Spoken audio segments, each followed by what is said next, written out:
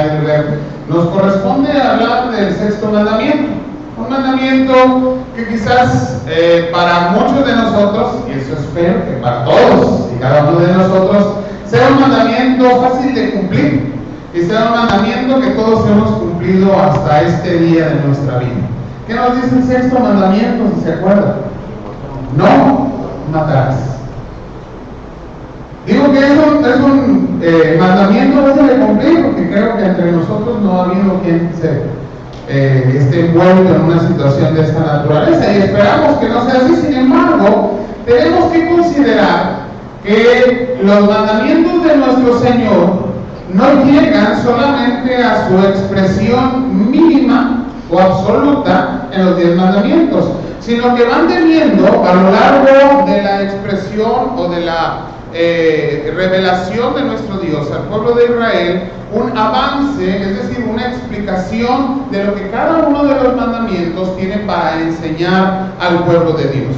Cuando llegamos al Nuevo Testamento nos encontramos ahí en el Evangelio de Mateo y vemos a nuestro Señor Jesucristo hablando con sus discípulos, vemos a nuestro Señor Jesucristo hablando con el pueblo dentro de este sermón precioso, enorme, en las palabras de nuestro Señor Jesucristo llamado el Sermón del Monte, y les dice a todos aquellos que son sus discípulos o pretenden ser sus discípulos que la justicia de cada uno de ellos tiene que ser superior a la justicia de los escribas y de los fariseos.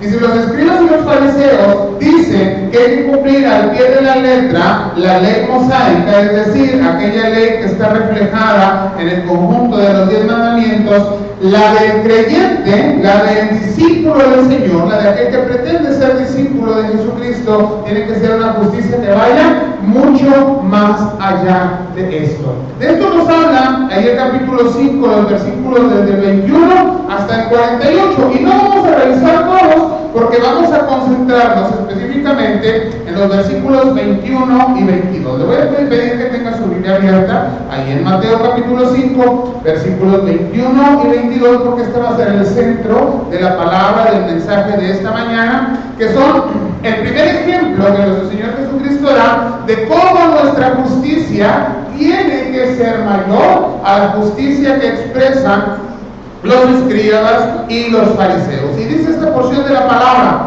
oísteis que fue dicho a los antiguos, no matarás, y cualquiera que matare será culpable de juicio, pero yo os digo que cualquiera que se enoje con su hermano será culpable de juicio, y cualquiera que diga necio a su hermano será culpable ante el concilio, y cualquiera que le diga fatuo quedará expuesto al infierno de fuego. Ese es el texto de la enseñanza de nuestro Señor Jesucristo. ¿Qué nos está diciendo? No basta con no matar. No matar no es suficiente para cumplir este mandamiento, este sexto mandamiento de nuestro Dios. Porque también es culpable de juicio aquel que se enoja contra su hermano y con un lenguaje ofensivo trata de lastimarlo, de denigrarlo y de destruirlo. Por lo que esta cuestión, que puede parecernos muy sencilla, se convierte para nosotros los creyentes en una cuestión de vida o muerte. Vamos a orar.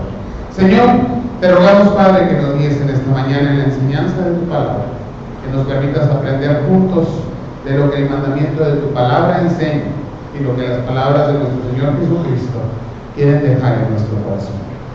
Guíanos por medio de tu Espíritu Santo, te lo rogamos en Cristo Jesús.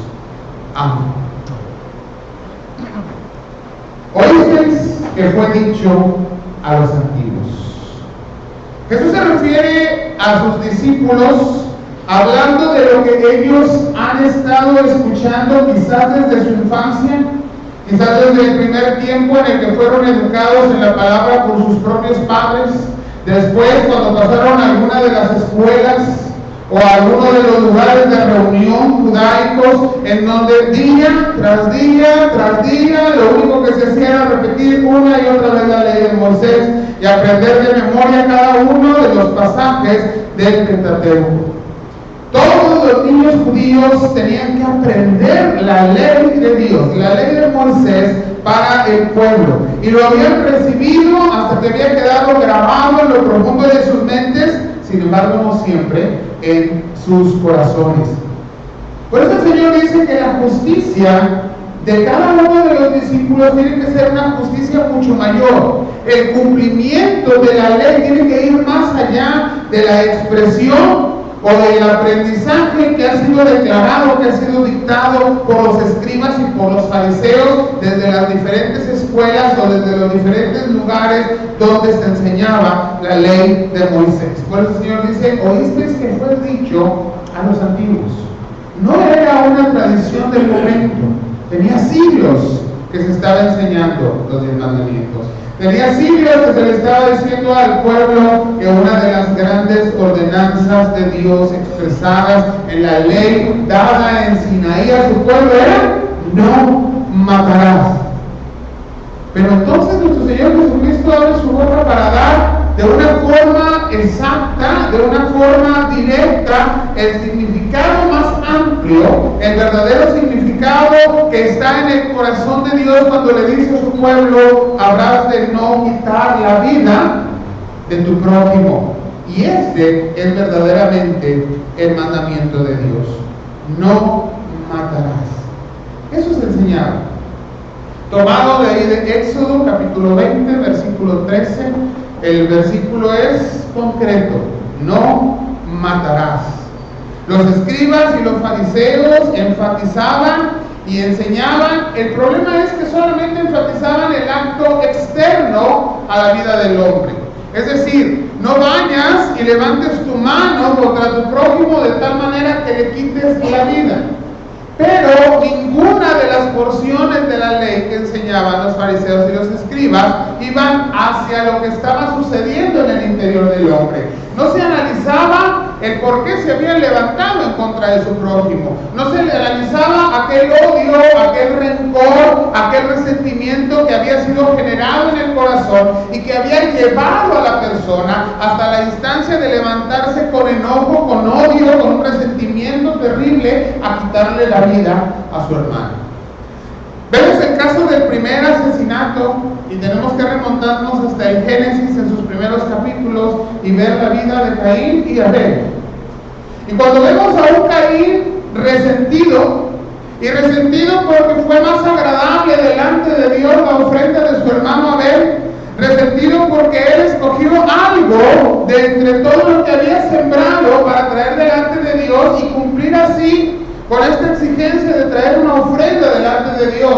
Pero a ver que su hermano, podríamos decir, fue más sagaz, fue más inteligente o fue más consagrado. Y buscó de entre los corderos que había criado lo mejor de su ganado.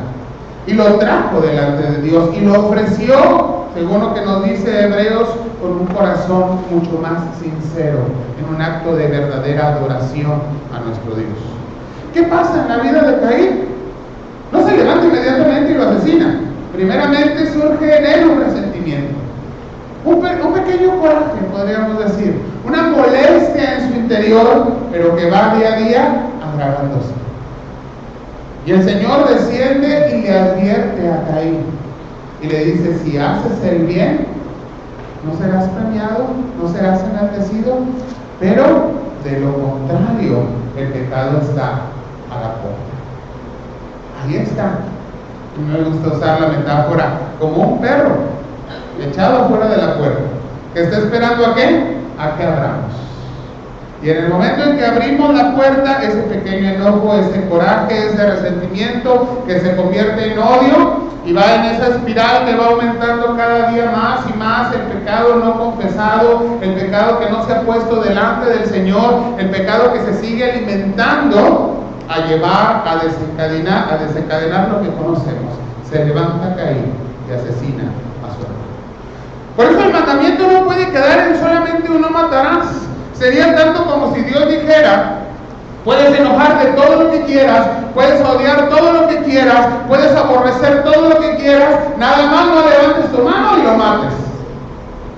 Y en el corazón de nuestro Dios no está eso. En el corazón de nuestro Dios está la exhortación a que amemos a nuestro prójimo. Y entonces, no matarás no puede solamente ofrecerse o no puede solamente dirigirse al acto específico de quitarle la vida a otra persona, sino a todo lo que incurre o a todo lo que sucede en el corazón del hombre para que llegue a esas situaciones. Y entonces hablamos del corazón del hombre, porque la palabra nos dice, ahí en Mateo capítulo 15, versículos 18 al 20, pero lo que sale de la boca, del corazón sale. Y esto contamina al hombre, porque del corazón salen los malos pensamientos, los homicidios, los adulterios, las fornicaciones, los hurtos, los falsos testimonios, las blasfemias. Estas cosas son las que contaminan al hombre. ¿Cómo salen del corazón? Porque ahí se generan, porque de ahí crecen, porque de ahí avanzan hasta culminar en pecados específicos que la ley de nuestro Dios demanda que no debe haber en medio de nosotros y en medio de ningún ser humano, que no debe estar en nuestra vida, pero que se generó desde nuestro corazón y que se pudo haber generado un tiempo atrás de llegar al cumplimiento, de llegar a cometer este pecado aborrecible delante de nuestro Dios.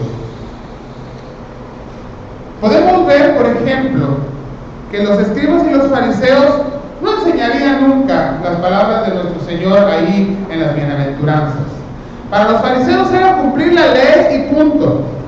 Para los fariseos era la expresión externa, lo que el ser humano puede ver, que las demás personas que están alrededor te vean que oras, que las personas que están alrededor tuyo vean que diezmas, que vean que tú estás ahí presente ofreciendo tus sacrificios, que veas que tú cumples al pie de la letra la ley de Dios. Pero nuestro Señor Jesucristo siempre va mucho más allá. Mateo 5, en sus primeros versículos, cuando el Señor nos habla de las bienaventuranzas, no está hablando de actos externos del ser humano, sino de lo que está sucediendo en el interior del corazón. Por eso nuestro Señor Jesucristo nos va a decir que necesitamos ser pobres en espíritu, que necesita ver en nuestro rostro y en nuestro interior el lloro al darnos cuenta de nuestro pecado y al venir al arrepentimiento, que tenemos que ser mansos, que es necesario que pasemos por hambre y sed de justicia, al ver la necesidad que hay a nuestro alrededor, que hay necesidad de que nuestro corazón esté lleno de misericordia y que nuestro corazón esté limpio delante de Él. Somos llamados a ser pacificadores, pero esto no se ve así fácilmente. Esas son intenciones que surgen y están por mucho dentro del corazón de cada uno de nosotros, llamados a sufrir por causa de la justicia que debe ser en nosotros, dice nuestro Señor Jesucristo, mucho mayor que la de los escribas y de los fariseos. Y entonces, cuando llegamos a este sexto mandamiento, no podemos quedarnos solo con la prohibición de no matarás. No podemos pasarnos la vida y decir, bueno, me he enojado y he aborrecido y he odiado y he maldecido y he deseado que a mi prójimo, que a mi hermano le pase y le suceda esto o aquello. Pero, Señor, yo no lo maté. Porque esto no es deseable delante de los ojos de nuestro Dios. Y la palabra agrega en estos dos versículos que estamos analizando, y cualquiera que matare será culpable de juicio. Y pudiera parecer que se remarca nuevamente solo el mandamiento, pero hay que analizar este juicio al cual se refiere, porque el juicio que se menciona en esta porción de la palabra y en Mateo 5:21 no es simplemente el juicio de Dios, o más bien no es el juicio de Dios, sino que se está refiriendo la palabra al juicio de las autoridades, porque había leyes. Porque tomar la vida de otro era penado y es penado por la ley, una ley humana que claro está basada en la ley de Dios, pero que no tiene el cumplimiento de la justicia de Dios de manera específica.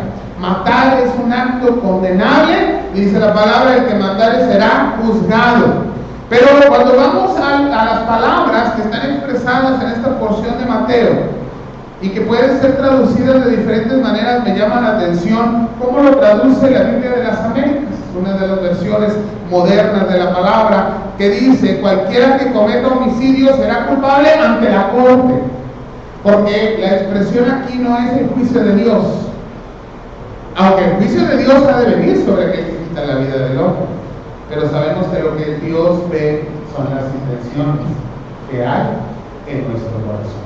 Claro que aquel que quita la vida de otro será acusado y será muy seguramente encontrado culpable delante de las autoridades terrenales. Los homicidios deben ser juzgados por esos tribunales, pero el juicio de Dios es otro, totalmente diferente.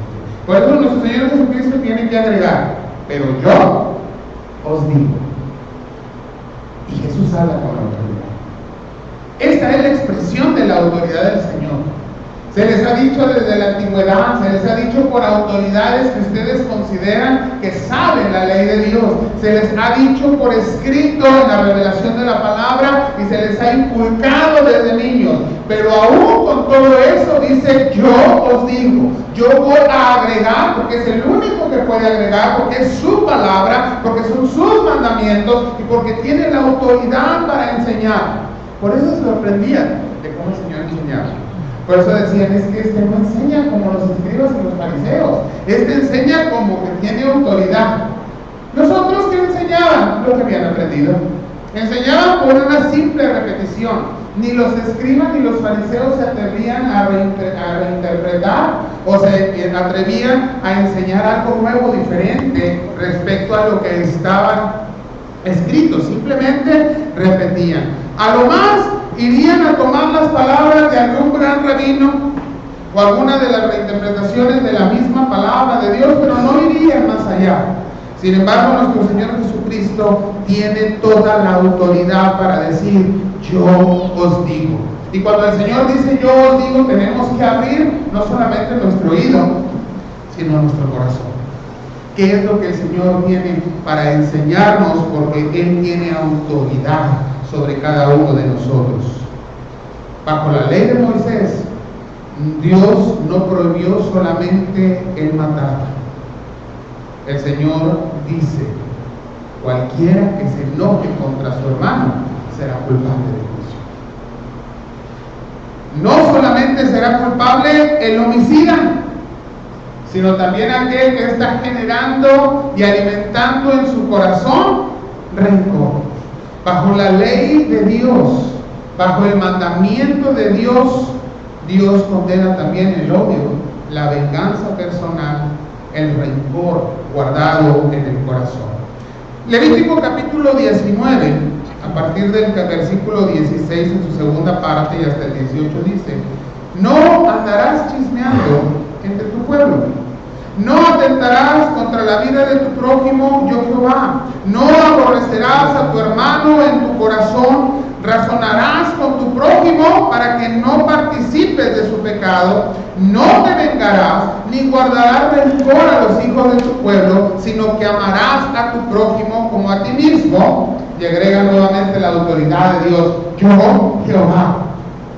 Y cuando nos damos cuenta de pasajes como este, en donde el homicidio, el asesinato, no se manifiesta solo, sino que viene acompañado de chisme, viene acompañado de rencor, viene acompañado de enojo, viene acompañado de aborrecimiento, viene acompañado de ese odio que se genera en el corazón del hombre y que lo lleva hasta esos puntos, que lo lleva hasta esa orilla de quitar la vida de uno de sus prójimos. Nos damos cuenta que el Señor no solo prohíbe el asesinato, sino todo lo que se ha generado en el corazón del hombre y que lo lleva a cometer este acto aborrecible. Entonces, cuando Dios da el sexto mandamiento y dice no matarás, no le quiere decir al pueblo: le puedes tener envidia, malicia, rencor y odio, pero no lo mates. Sino lo que está diciendo el Señor es: ama a tu prójimo, porque ahí vas a cumplir verdaderamente la ley. Entonces nuestro Señor Jesucristo profundiza en el tema y explica verdaderamente el sentido del propósito de Dios en el mandamiento. No solamente quiere el Señor que no esté el pecado manifiesto en nosotros. Lo que quiere ver el Señor es la limpieza de nuestro corazón. Dios no solamente se fija en los actos externos, en lo que el hombre puede ver y de lo que podemos ser juzgados ante una corte civil, legal, sino lo que está sucediendo en nuestro corazón, y que el único que lo conoce en la mayor de las veces es solamente nuestro Dios. Seguramente usted, y si le pregunto, ¿ha matado a alguien?, me va a decir no. Y no creo que si pregunto a alguien se atreva a levantar la mano, aunque lo hubiese hecho, no creo que suceda. Pero si yo le pregunto y alguna vez ha odiado a alguien, quizás algunas manos se levantarían. Seguramente si yo le digo, ¿alguna vez ha querido matar a alguien?, a lo mejor nadie levanta su mano. Pero si le digo, ¿y alguna vez ha levantado su mano por enojo en contra de otra persona?, seguramente algunas manos se levantarán. Y entonces tenemos que reflexionar. Sí, incluso hemos llegado a actos que son aborrecibles delante del Señor. Porque la palabra dice, cualquiera que se enoje contra su hermano será culpable de juicio. Y tenemos que reflexionar que el enojo carnal, ese enojo egoísta, ese enojo orgulloso del ser humano, es un enojo que es condenable. No todos los enojos son condenables. Hay enojos que son sanos en medio del pueblo de Dios, y podemos ver que hay enojos que no se condenan como pecado. Y hay muchos textos en la palabra del Señor que nos hablan incluso del enojo, de la ira de nuestro Dios, que es un enojo santo, que es un enojo sano, porque se está enojado por la corrección necesaria en aquel a quien se ama. Este es un enojo que Dios tiene, es un enojo que nuestro Señor Jesucristo manifestó, y lo podemos ver en los evangelios, nuestro Señor Jesucristo enojado por el pecado del pueblo. Pero no solamente Dios o nuestro Señor Jesucristo, sino los mismos hombres que el Señor escogió para servirle. Moisés expresó más de una vez un enojo, no siempre lo expresó de la manera correcta, y aún por eso fue corregido. Pero el enojo de Moisés, podríamos decir hasta cierto punto, era justo. Él veía el pecado del pueblo y se molestaba por el celo que tenía del Señor. Por eso la palabra de Dios nos dice en Efesios 4, 26 y 27, airaos, pero no pequéis, que no se ponga el sol sobre vuestro enojo, y agrega algo muy importante, no le deis lugar al diablo. Porque cuando en el corazón del hombre se anida ese enojo, se convierte en ira, en resentimiento, en odio, en aborrecimiento. Y aunque no levantemos nuestra mano para ir a matar a nuestro prójimo, la palabra dice que somos dignos de juicio cuando dejamos que esto crezca en nuestro corazón. Nuestro enojo entonces tiene que estar controlado. Dios aborrece el enojo que está descontrolado. El enojo descontrolado es pecado. Un enojo que viene por orgullo, un enojo que viene por vanidad, por envidia, por un mal deseo en contra de nuestro prójimo, por venganza. Eso es un enojo descontrolado delante de los ojos de Dios, y es un peligro para nosotros. Porque se anidan dentro de nuestro corazón sentimientos que son contrarios a la voluntad de Dios y que van en contra de lo que el Señor quiere ver en nuestra vida como sus discípulos. Nuestra justicia tiene que ser mayor que la de los fariseos y de los escribas. El enojo carnal es el enojo que es condenado. Y muchos pecados están adheridos, unidos, asociados a este enojo. Gálatas 5, 19 a 21 nos dice que las enemistades, los pleitos, los celos, la ira, la contienda y las disensiones están unidas a este enojo carnal. Por eso Efesios 4:31 nos dice, quítese de vosotros toda amargura, enojo, ira, gritería y maledicencia y malicia. Quítese de vosotros. No debe estar en el corazón del discípulo de Cristo. No puede anidarse ni crecer en el corazón del hijo y de la hija de Dios. Y agrega esta porción de la palabra de Mateo capítulo 5, versículos 21 y 22. Y cualquiera que diga necio a su hermano será culpable ante el concilio, y cualquiera que le diga fatuo quedará expuesto al infierno de fuego. El enojo carnal se manifiesta en primer lugar por el uso de un lenguaje abusivo en contra de nuestro prójimo. Cualquiera que le diga necio a su hermano. Necio. En el griego en el cual están escritas estas palabras, la palabra es raká. Y no explica solamente esta palabra a alguien que esté un poco aferrado o aferrado a una situación que para nosotros es el sentido de ser necio. Esta palabra va mucho más allá y proviene desde el hebreo y tiene que ver con el menosprecio, diciéndole a una persona, ¿sabes qué? Tú no tienes valor, estás vacío, no tienes ningún, no puedes ser considerado alguien de valía, alguien a quien ponerle atención, alguien de quien tomar algo. Tú no vales absolutamente nada, es un desprecio completo. No solamente la necedad, no se refiere a la necedad de la persona, sino al menosprecio que quien lo dice hace sobre el juicio, sobre la palabra, sobre el sentir, sobre lo que es la persona misma. Entonces, cuando despreciamos a nuestro prójimo, cuando estamos dándole una valía menor a la que merece simple y sencillamente por ser un ser humano, por ser hecho a imagen y semejanza de Dios, estamos insultándolo de tal manera que dice el Señor, quien te diga esto, hermano, tú vales menos que yo, tú vales menos y no tengo por qué ni siquiera prestar atención a lo que tú digas. Lo que estás haciendo es acarrear juicio sobre tu propia persona. Se emplean en este pasaje las palabras necio, fatuo, y no quisiera tener que tomar las palabras que en nuestro español se pudieran tomar y que muchas veces están en nuestros labios, porque incluso no son consideradas como maldiciones no expresadas. Fácilmente le podemos decir a alguien, no seas tonto, y lo tomamos con lo muy suave. Pero ¿qué le estamos expresando? Tu pensamiento es inferior a lo que debería ser. Y bien podría ser una buena traducción a la expresión bíblica raká, que nos dice quien se lo diga a su prójimo y lo haga con la intención de lastimarlo, de herirlo, de menospreciarlo, este será puesto también en juicio. ¿Cuál es la relación entonces entre matar? Que decíamos, esto es algo que ninguno de nosotros haría, al menos no en las circunstancias normales, y nos cuidaríamos muchísimo de no hacerlo, con enojarse o insultar a nuestro prójimo.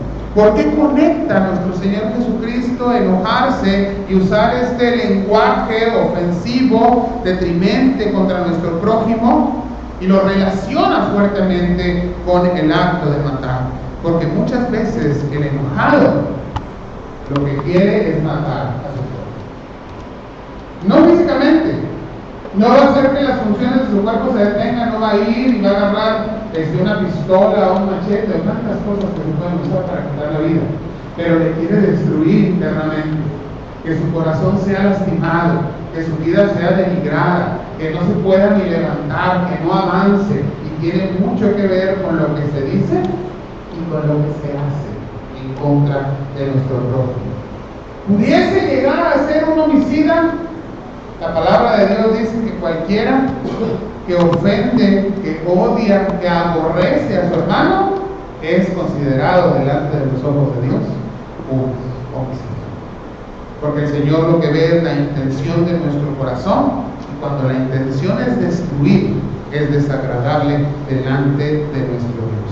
Entonces estos versículos, hermanos, nos sirven como una ilustración muy concreta de la necesidad que hay de revisar nuestros corazones, de la necesidad que hay en nosotros de mantener delante de Dios un corazón limpio, de que nuestra justicia sea mayor que la justicia expresada por los fariseos y por los escribas. Y entonces el Señor agrega más adelante, ahí en Mateo capítulo 7, Cualquiera que me oye estas palabras y las hace, lo consideraré como el hombre prudente, el hombre sabio. Porque el que no las oye es un hombre, una mujer insensata, delante del Señor. Cuidado, hermanos, con lo que se alberga en nuestro corazón y lo que dejamos crecer. El mandamiento de Dios va mucho más allá de no matarás. El mandamiento de Dios afirma: ama a tu prójimo como a ti mismo. Vamos a orar. Señor, tu palabra nos hace reflexionar profundamente en el deseo de tu corazón, en tu propósito para nuestra vida.